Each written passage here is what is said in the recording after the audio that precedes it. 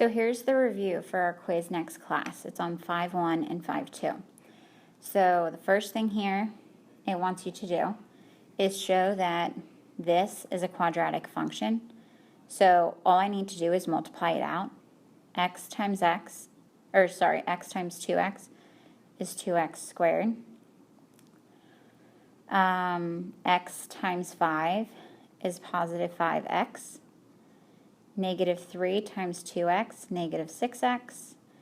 Negative 3 times 5, negative 15.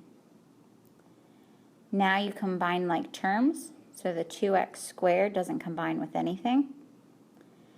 5x minus x is negative 1x, and then minus 15. So here it is in standard form. Identify a, b, and c. So a is 2. It's always the number in front of the x squared. Remember, it's just the coefficients. Do not give me the variables. B, well, just a negative, so it's negative 1. And C is negative 15. How do you indicate, so on to number 2, how do you indicate whether the vertex is a max or a min from the equation? Well, you look at your a value, so that's the number in front of your x squared. If a is positive, so meaning it's greater than 0, well, remember, we say positive people smile, right? So if a is positive, that means your vertex is a min. If a is negative, right, that's a frown. Negative people frown. So the the vertex is a max. All right, when you get to a problem like this is the graphing problem. You need to take this and plug this into your y1. So I'll go to my calculator.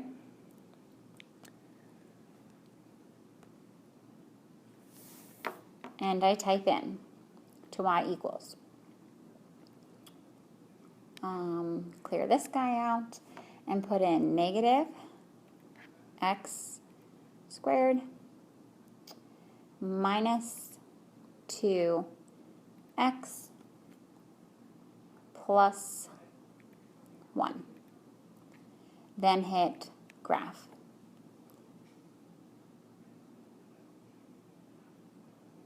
Okay, if you want the standard 10 by 10, you just hit zoom 6. So your graph, if you graphed it, may look like this. They want us to find the vertex, the axis of symmetry, the x-intercepts, all that fun stuff. So first, we need to find the vertex. That's this value right up here. Is it a max or a min? It is a max. So I go to my favorite place, second, trace, and then I go to number 4, which is maximum. Look at where it put my cursor. It put it way down on the y-intercept. That's not where I want it. I want it up here. This is my max right here, right? First place it wants me to go is to the left. So make sure you're to the left. Hit enter. Then it wants me to go to the right of the vertex. So notice I hit my right cursor button. I'm still on the max. Now I'm to the right of it. So now I can hit enter. It's not a race, so you need to be doing this fast. It says guess, hit enter one more time, and now it tells me the maximum is -1, 2. Okay? So you can put that down on your paper. The next thing, so then it wants the axis of symmetry. Here, let me go back to my notes here then. Oops, not this one.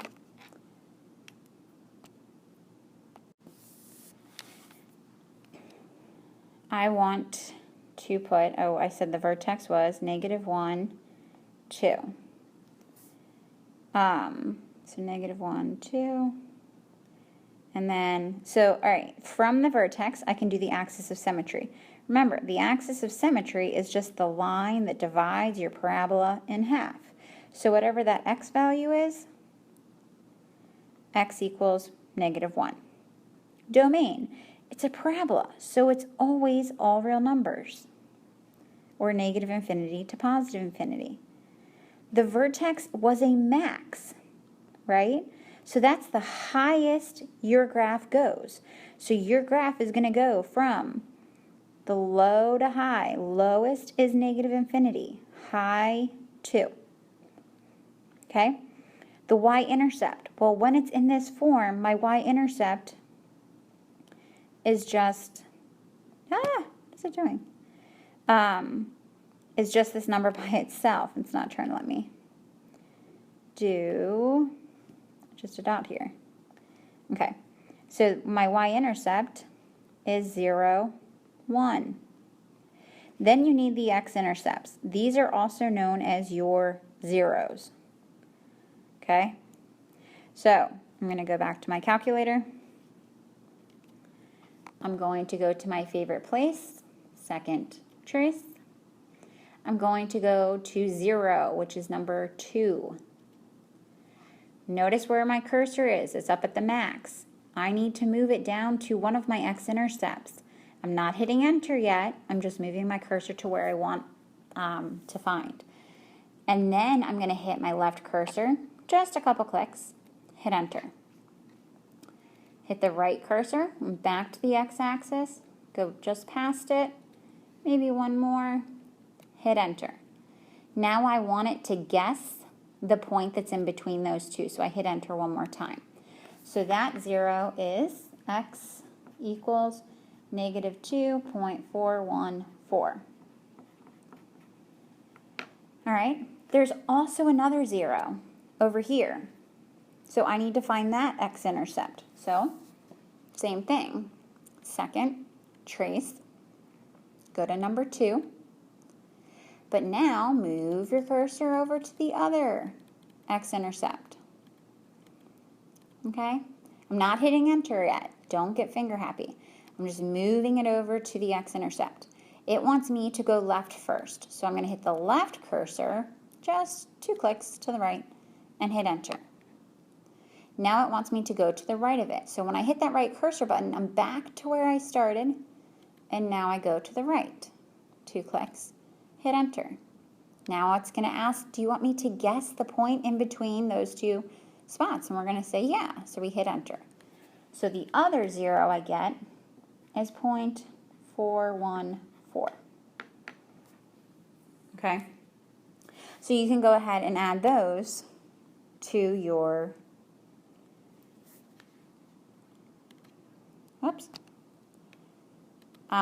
add those to here. So I tend to lose my work every time we do it. But those were your x-intercepts, those two values. Okay? All right.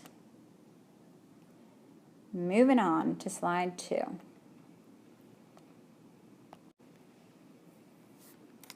So this is solving using the square root method.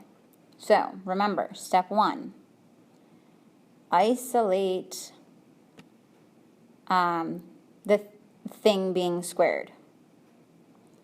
Isolate what's being squared. Okay. Then step 2, square root both sides. And then you're going to write your answers. Okay. So to solve this, add 5 to both sides first. So 5x squared equals 25. Divide both sides by 5. X squared equals 5. Now x squared is alone. Take the square root of both sides. So x equals, remember, plus or minus root 5. This is your exact answer. Okay? Because you're not rounding it. If you put in your calculator the square root of 5, so I guess I can go back to my calculator and show you. So I put in here the square root of 5 and hit enter. It's going to be a decimal. So I need to approximate that decimal. It actually goes on forever, even though you can only see it to 977. it's going on forever. So if you're giving me a decimal, that's not exact. All right? So I hate that I lose it every time. So anyways, your exact answer then we said was plus or minus square root 5. Your approximate answers then are what you get with the decimal. Okay? Number 5 over here, the thing being squared is this right here, the x plus 1 squared. So step 1 says, get the thing being squared alone, which means you have to divide by 3 to get rid of that 3, right? So x plus 1 squared, 12 divided by 3 is 4. Take the square root of both sides. You have x plus 1, the square root of 4, it's not just 2, it's plus or minus 2. Okay? Now to get x alone, subtract 1 from both sides. So here you have negative 1 plus or minus 2, which means, I'm going to write my two answers here. If you have negative 1 plus 2, you get x equals 1. If you have negative 1 minus 2, you get x equals negative 3. Am I going to have any approximate answers? No, because when I take the square root of 4, I get an exact answer. I don't have, it's not irrational. So that's fine, you're done. Okay? Over here, the missing side, we'll just call it x.